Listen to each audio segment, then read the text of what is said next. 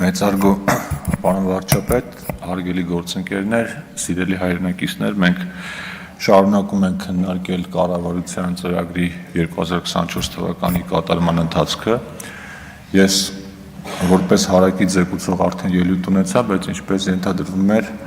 լրացուցիչ խոսելու կարիք եղավ, քանի որ մեր ընդդիմադիր գործընկերների կողմից որոշ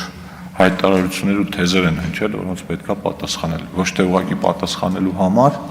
այլ որպեսզի մեր հասարակության մոտ թյուր ընկալումներ ու սխալ կարծիքներ չձևավորվեն։ Ուրեմն մի հատ այսպիսի անեկդոտ կա։ Մեկը առավոտյան տանից դուրս է գալիս, վերելակով իջնում որ գնա աշխատանքի, վերելակի մեջ հանդիպում է հարևանին։ Հարևանը ասում է, լսի, ասում է, դու քո տղա ինչ ես կարում, նորմալ դաստիարակ ես, ասում է, ինչ է եղել։ Ասում է, երեկոյան եկել էր գիշերը խմած, հայհոյում էր, խուլիգանություններ անում, ասում է, եղբայր, բայց ես տղա չունեմ, ասում է, ես իմ ասածն ասացի, մնացածը դու գիտես, հիմա ձերն է։ Գալիս եք, ասում եք առաջ, բայց ու այդպես չի։ Հիմա ցավոք սրտի պարոն Խաչատրյանը, պարոն Ավետիսյանը, պարոն Մինասյանը այստեղ չեն, բայց կանդրադառնամ, բայց Տիկին Խամոյանից սկսենք, էլի հայտարարագրումից։ Ուրեմն ասացիք, որ ձեր խմբակցությունը նախաձեռնել էր հայտարարագրման համակարգի չեղարկման այդպիսի նախաձեռնությամբ եք հանդես եկել, ու մենք մերժել ենք։ Այո, հանձնաժողովը բացասական եզրակացություն է տվել, չնայած նախագիծը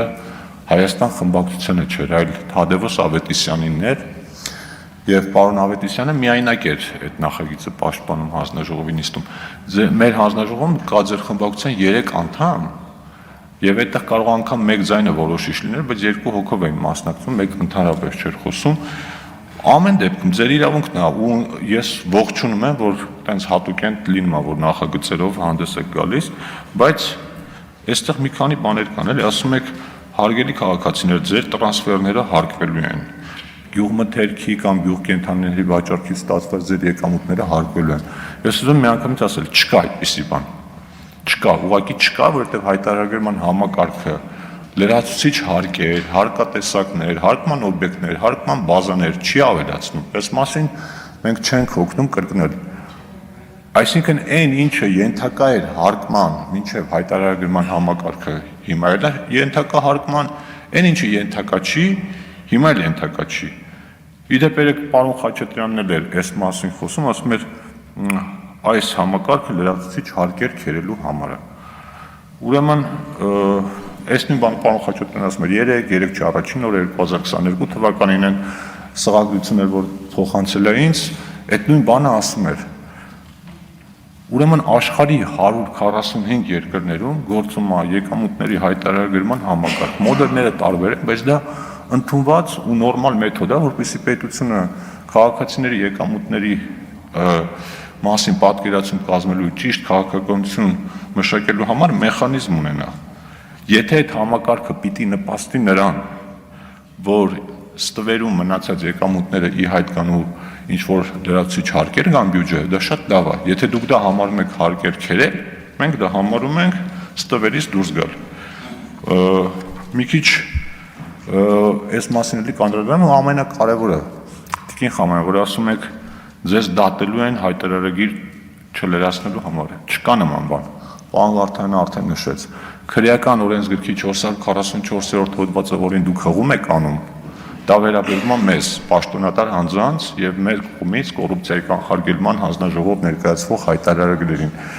Այդ գլուխն է այդպես Տիկին Խամոյան, որ ընդհանուր կարդակ կտեսնեք, եւ այդ դրույթը եղել է այն ժամանակ տարիներ առաջ, երբ ֆիզիկական անձանց հայտարարագրման մասին դեռևս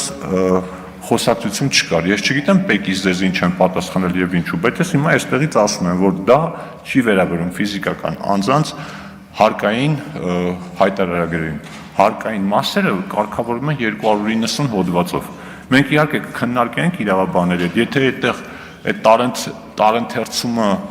վերացնելու համար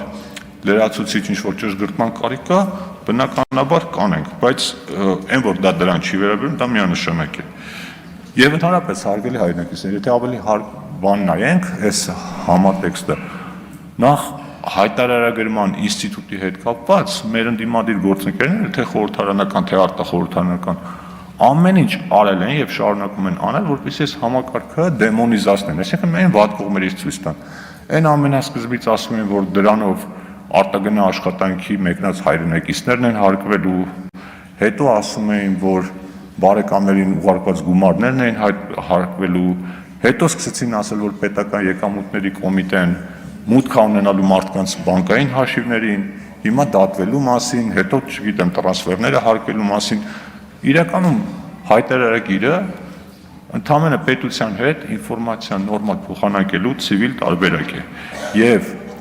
թափանցիկ աշխատող քաղաքացին հայտարարագիր լրացնելով ոչ միայն լրացուցիչ չի հարկվում, այլև հակառակը կարող է շահել սոցիալական կրեդիտների տեսքով։ Միակ բանը, որտեղ կարելի է մի թեթև քննադատել, դա այն է, որ քաղաքացու համար մի քիչ դեռևս դժվար է, այդտեղ որոշակի տեխնիկական բաներ կան, բայց դրանք ինտենսիվ լուծվում են։ Հիմա ես նախաձեռնել եմ կառավարության գործընկերների հետ համատեղ վերջնաժամկետի հետաձգման նախագիծ կա մինչև նոյեմբերի 1-ը, որպեսզի կարողանան լրացնել եւ պետական եկամուտների կոմիտեն մինչև նոյեմբերի 1-ը նախ այդ հավելվածի նոր տարբերակ կներկայացնի, որը մաքսիմալ պարզ կլինի եւ ընթացքում նաեւ մեր այն քաղաքացիներ համար, որոնք պիտի ապագայում հայտարարել լրացնեն, լրացուցիչ փոփոխություններ կլինեն։ Սա այս մասով դեռ առիթ կլինի այս մասին խոսելու։ Հիմա գանք պարոն Ավետիսյանին, Թադևոս Ավետիսյանին։ Պարոն Ավետիսյանը իհարկե մենք արդեն 6 տարի, չէ, 6 չկներեք, 3.5 տարի միասին աշխատում ենք ու այնպես չի, որ ինչ-որ նոր բաներ ասեց, բայց մի բանն եմ ուզում նշել։ Ուրեմն պարոն Ավետիսյանը ասում է, ինչու է 2018 թվականը ձեր հիմիկվա թվերը համեմատում 2018 թվականի հետ, ասում եմ, այդպես ավելի երևի հարմար է համեմատությունը ձեր օգտին է, ու մեզ փաստացի մեղադրում է մանիպուլյացիա անելու մեջ։ Հիմա ես կարդամ ինչ ասում պարոն Ավետիսյանը,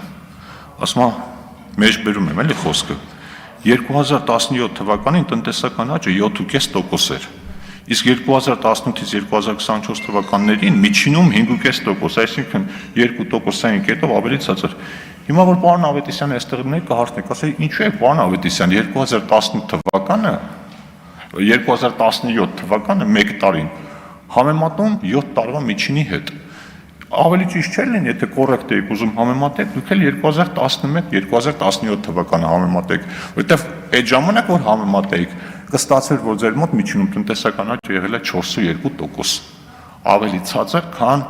վերջին 6-7 տարիների ընթացքում։ Այն դեպքում, երբ որ մենք ունեցել ենք COVID, ունեցել ենք պատերազմ, ու այս ամենի հետ, եթե նայում ենք, ունեցել ենք բավականին բարձր տնտեսական աճի տեղ։ Իսկ ինչու, օրինակ, չեք համեմատել 2016 թվականի հետ։ Միգուցե այն պատճառով, որ 2016 թվականին զրոյական տնտեսական աճ կար, իսկ միգուցե կաշկանդում այն հանգամանքը, որ 2016 թվականին էկոնոմիկայի նախարարը Արծվիկ Մինասյանն էր, որ այն ժամանակ չէիք խոսում, ասենք 8%-անոց, 6%-անոց, 12%-անոց տնտեսական աճը խոշորացուցով նայում մեջը բան է գտնում, 0% տնտեսական աճ է ապահովել ժամանակին։ Կարեն Կարապետյանը ես հիշում եմ, երբ որ ընտրվել էր նոր վարչապետ, եկել էր առաջին անգամ ազգային ժողով, ասեցին տնտեսության վիճակը ոնց կգնահատեք, ասեց շատ ծանր։ Դուք էլ կհիշեք, դուք եք այն ժամանակ պաշտ, չափազանց ծանր։ Բայց այն ժամանակ ոնց չեք նկատում այս ամեն ինչը։ Ու այս ամենով հանդերձ մեզ մեղադրում եք մանիպուլյացիայի մեջ, ստի մեջ, չգիտեմ ինչի մեջ։ Էլի բաներ կան, որ կուզեի արձագանքել, ժամանակ ուղղակի հերիք չի անում, բայց ես մի բան չեմ հասկանում։ Քաղաքական ենթատեքստը, նպատակահարմարությունը հասկանում եմ, բայց մասնագիտական բաներ կան, որ ասում եք, մեծ մասը ձեզնից դասախոսներ են, գիտության թեկնածուներ են, կոլեգաներ ունեք, ուսանողներ ունեք, չեք մտածում, լավ լսում են այս մարդիկ, որ ձեզ լսում են, չեն մտածում, այս մարդիկ ինչ են խոսում։ Ոնց կարելի է համ քննադատել հարկեր ավելացնելը, համ քննադատել պետական պարտքը, համ էլ բերել նախագծեր կոչանել թոշակները անհամաչափ ավելացնել աշխատավ, բայց փողերը որտեղից։ Եթե տարեկան 2 միլիարդ դոլար ձեր խնայողություններից կամ ձեր հարազատների խնայողություններից բերեք տակ պետական բյուջեին, ասեք եկեք սոցիալական ու այլ ծախսերը ավելացնենք, մեծ հաճույքով կանենք, բայց այդ երկուսը իրար հետ որ քննադատում եք, դա դիսոնանս է ստեղծում։ Թերևս այսքան է, էլի բաներ կար ասելու, եթե հետո վերջնական ամփոփիչ ելույթի հնարավորություն եղավ, մնացած մասին էլ կանդրադառնամ։ Շնորհակալություն, պարոն Աղազյան, ձեր թվերն էլ հանել էի, ուղղակի ժամանակ չեղավ։ Շնորհակալություն։